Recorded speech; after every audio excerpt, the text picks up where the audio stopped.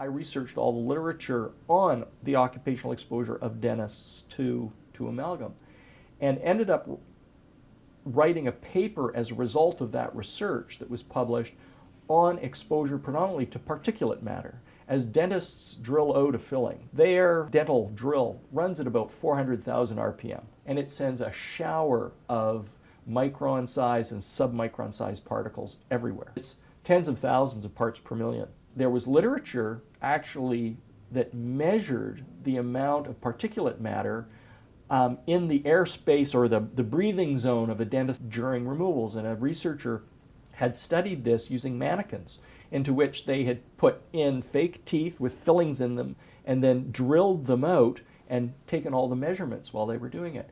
And the dose of particulate matter experienced by dentists, if they don't take precautions, is huge. It's way larger than the vapor exposure they get during the same process. Particulate exposure for a single filling delivers micrograms of mercury, which in mercury terms is a lot.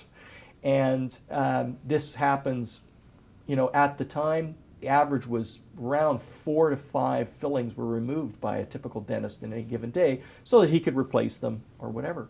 And even if they wear the typical surgical mask, they're designed to stop particles of around 3 microns in size or larger, because that's the size of typical bacteria. Well, the particles of amalgam pass right through that mask because they're well less than 3 microns. They average around 1.5 microns in size and go down to the submicron level.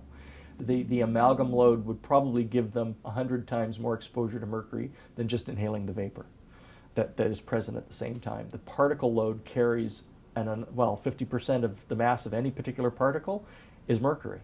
And that's delivered straight to the lungs, and it's absorbed within 3 days, and the mass is quite large. And it stays there, as opposed to the mercury vapor drops off fairly quickly. The amalgam particles that have been inhaled, they don't dissipate anywhere but directly into the body.